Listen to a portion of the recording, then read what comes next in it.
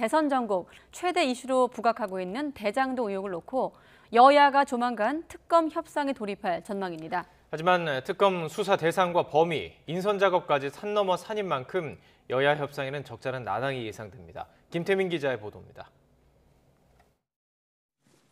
국회의 대장동 특검 논의는 이재명 후보의 이 한마디에 다시 전환점을 맞았습니다. 조건 붙이지 않고 아무 때나 여야 합의해서 특검하는 것이 바람직하다 이렇게 생각합니다.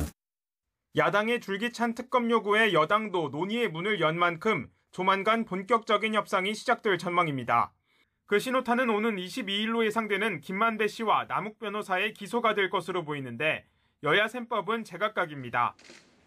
우선 민주당은 곽상도 전 의원 등 이른바 50억 클럽에 대한 수사가 제대로 이루어졌는지 확인하고 특검 대상에 포함해야 한다는 입장입니다.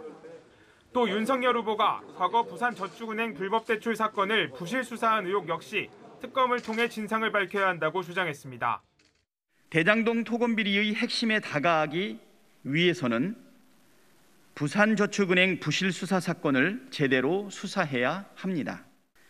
이재명 후보와 더불어민주당은 이미 특검으로 가는 길을 열어놓았습니다. 미꾸라지처럼 법망을 빠져나갔던 이들을 이번에는 놓쳐서는 안 됩니다.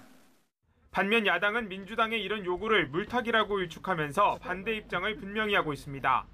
야권까지 수사 대상으로 끌어들이는 물귀신 작전을 쓰고 있다는 지적입니다. 참고인들은 누구로 소환하면 그 사람의 범죄를 다 알아야 됩니까? 그러니까 말이 안 되는 얘기지. 국민학교 애들한테 얘기해도 먹히지 않는 얘기를 가지고 이런 식으로 물타기를 하면 안 되죠. 이처럼 협상을 시작하기도 전부터 특검 대상을 놓고 신경전이 이어지는 가운데 넘어야 할 산은 이뿐만이 아닙니다. 특별검사 추천 권한을 비롯해 수사팀 규모와 수사 기간까지 세부 정리가 필요한 사안이 한두 가지가 아닌 만큼 협상 과정엔 상당한 진통이 예상됩니다. 따라서 당장 내년 3월로 다가온 대선 전까지 특검이 출범해 국민이 납득할 만한 수사 결과를 내놓을 수 있을지는 여전히 미지수로 남아 있습니다. YTN 김태민입니다.